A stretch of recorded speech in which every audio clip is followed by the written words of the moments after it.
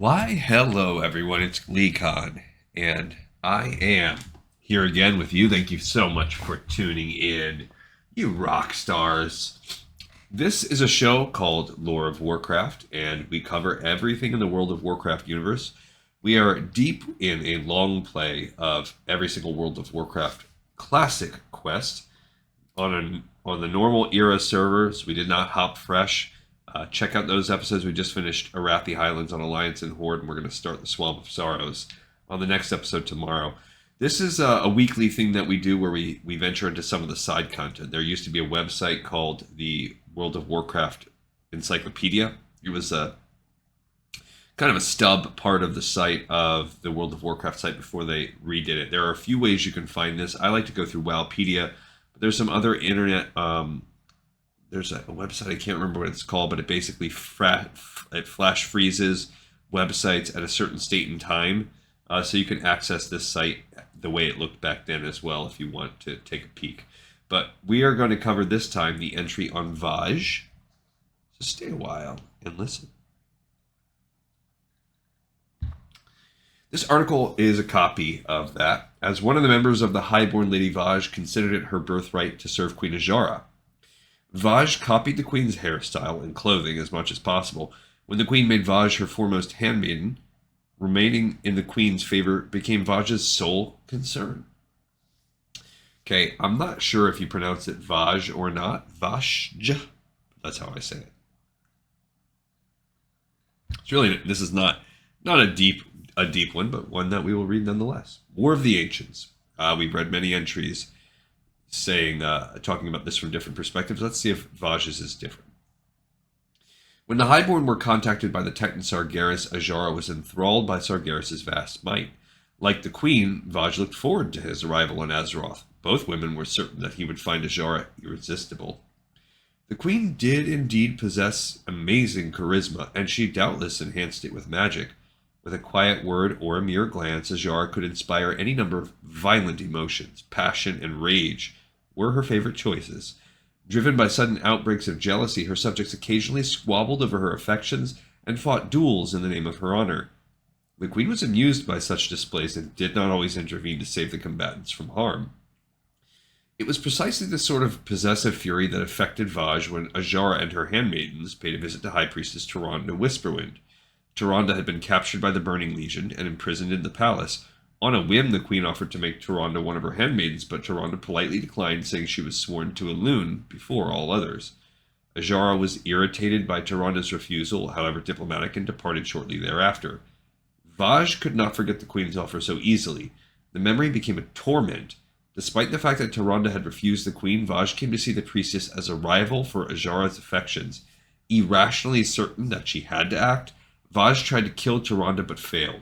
Vashj then fled the prison cell before her attempt on Tyrande's life could be discovered. Cursed and transformed. Despite the Highborn's attempts to aid the Legion in summoning Sargeras, the portal to the Twisting Nether was ultimately closed before Sargeras could reach Azeroth. The Well of Eternity was unable to withstand the added magical strain, and it began to collapse in on itself. Under the sudden impact, Zin Azshara and the Well were blasted downward toward the ocean floor. The well pierced the planet's molten core, just before being utterly obliterated. Ancient Kalimdor was split apart, and the seas rushed in to fill the voids between the new landmasses. Azshara, Vashj, and quite a few other Highborn were caught in the rushing waters. Instead of drowning, however, Vashj and many others were cursed and transformed into Naga. Despite her subsequent mutations, Vashj has managed to retain her memories and personality. She's also become immortal, and she's not the only Naga to receive this unexpected boon. The last one we read was the Naga entry, and it talked a little bit more about some of that in general terms. Serving the Betrayer. Several months after the Third War, the Demon Lord Kil'jaeden went to Outland and contacted Illidan Stormrage.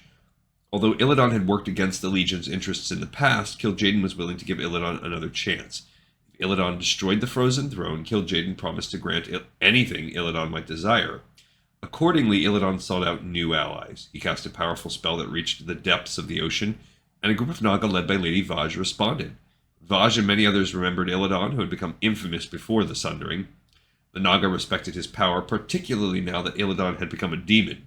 They agreed to serve him. Illidan and the Naga retrieved a magical artifact known as the Eye of Sargeras, and they channeled a destructive spell through the eye in order to destroy the Frozen Throne. However, their attempt was thwarted, and Illidan made a hasty retreat to Outland in the hope of evading Kil'jaeden's wrath. Again, we read more about that in detail. And that alludes to the time in Warcraft 3 when you could play as Vashj.